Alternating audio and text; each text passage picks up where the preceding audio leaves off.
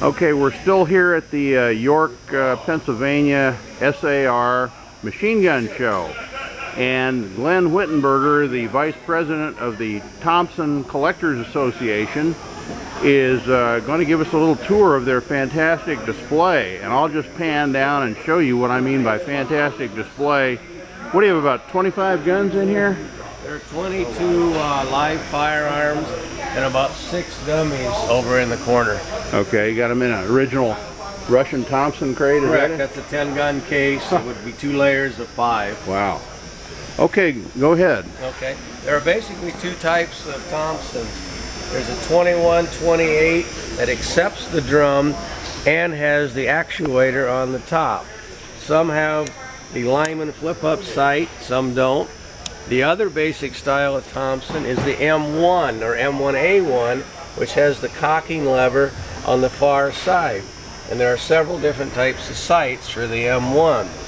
The basic 4 recoil systems, starting out with the original Colt 21, and then the 21-28 Navy, to a 28, to an M1, and then a fixed firing pin of the M1A1. Those are the 4 basic recoil systems of a Thompson. Oh, very good. I never knew that. Okay, I'm sorry. You can edit all this stuff out. Keep going. One of the other oddities is when they went to a riveted forearm strap, it weakened it. They went from a solid mill to a weakened. They had to come up with a band to reinforce because the GIs were breaking the forearms off their vertical or horizontal stock firearms. Sorry. Moving on down, we've got a collection of 21s, 28s, and again, the 21s and 28s will accept the drum. It has the drum slots, where the M1 and M1A1s, they eliminated those slots. The 21s and 28s will accept either a 50 or a 100-round drum, and we have those down the line. I shouldn't have said that now, but you can edit it out. Here's a prime example of a Colt, what we call a 28 Navy overstamp. It has the second system in it. It has the Lyman rear sight. It can, of course, it's a top cocker, and it can accept 20, 30-round sticks, 50 or 100-round drums. And this was its original configuration with what we call the vertical foregrip. That's a beautiful gun.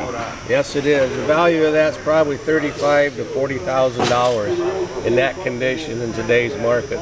Was it in a police department? Is that what that PD means? Yes, correct. That was the Colorado Springs Police Department is where that came from. It was one of 4 guns, I'm sorry. It was one of 4 guns that came out of the Colorado Springs Police Department. Cool. Moving on down the line, there's an example of an M1 right next to a 28, and again you can see the difference, side cocker, top cock on the actuator. In the background there's some British 20-round cans for Thompson drums, and now we're into the 50 and 100-round drums that I was telling you that the 21s and 28s will accept. Those are and how they're loaded with ammunition. Wind up like a clock, don't they? Yes, correct. You put all the ammunition in there, and then cock it or turn the cocking lever either 9 to 11 clicks on a 50 and 11 to 15 on a 100 round drum. So it spins all these out and feeds from a single position on the top. You can't do 10 clicks. You'll run out of it. If you do 10 clicks, you're going to run out of spring force and you're going to get a jam about halfway through. It will not allow that tension. There's a very rare thing. It was in trucks and Jeeps where it closed up, it locked. Anybody in the vehicle needed a mag and ripped it down and pulled it out, and when you pull that one out, another one drops. That's the only one I've ever seen of those. I'll keep an eye out for them. Yes, please do. And again, we have more Savage 28s, auto-ordnance 28s, Colt 21s, and 28s.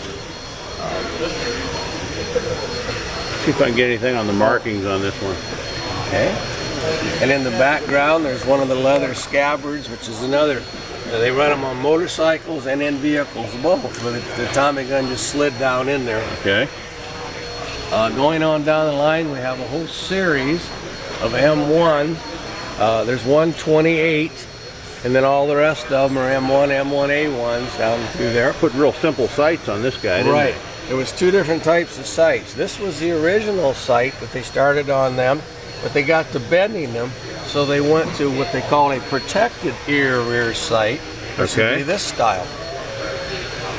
They also, even on the 28s, would put the cheaper sight because those are a lot cheaper to manufacture than the lineman flip up rear. Yeah. Just because of cost cutting. Right. In the background, you'll see M2 carbines, trench shotguns. That happens to be a Savage Stevens US.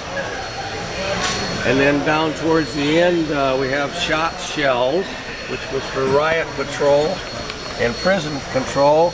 And then the shot shell pouches, and they took a different magazine because the shot shell was a different type of 45 cartridge, but it would cycle through the Thompson. I never knew it took a different magazine. I'd seen boxes of shot shells, but that's something brand new to me. No, they had their own shot shell magazine.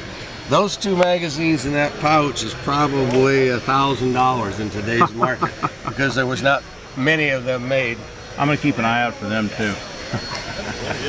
And shot shell ammo. I didn't know there was this much variety. I've only seen one or two of these types of boxes. Yeah, no, and again, some of our members collect ammo boxes, others collect magazines, others collect guns, others collect posters. We have a very diverse group here in our organization. Cool. Well, thank you very much, Glenn. I appreciate it. I'm just going to pan down these things, the wonderful guns again, and some of the posters you got in the back. Okay, thank you, which sir. we didn't see, but thank you very much for your time.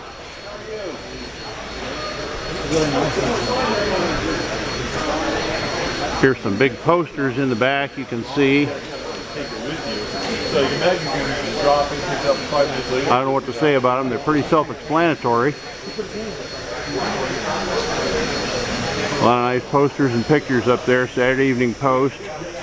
Here's a picture at a training camp, I guess, U.S., because of the uniform. War Illustrated, that's British. I don't know who that is, that helmet. I mean, it could be Russian for all I know. Gas mask and Thompsons. Camouflage and Thompsons, maybe they're Rangers. And there's a, I wonder if that's a Tommy with a Tommy gun. Looks like he's got a Piat, an anti-tank weapon, kind of a primitive anti-tank weapon slung on his shoulder, and a Tommy gun, an M1. Now I know what an M1 is, that's one of them. Here's some more posters down here. Man looks very determined. Where is he? There's a very determined looking man. Popular Science, motorcycle Tommy gunner. Some other pictures. And there's the motorcycle machine gun corps, I guess. And then let's take one more quick pan down these wonderful guns. From the 21s to the 28s to the M1s to the 28 Navy overstamps, all the different kinds they've got. This is an extraordinarily rare assemblage of Thompson submachine guns. You'll rarely see any private or museum collection have this much Thompson stuff, material I should say, in it. We didn't look too closely at that. There's a, what you call that, some web gear for the Thompson. And there they are again. 22 live Thompsons.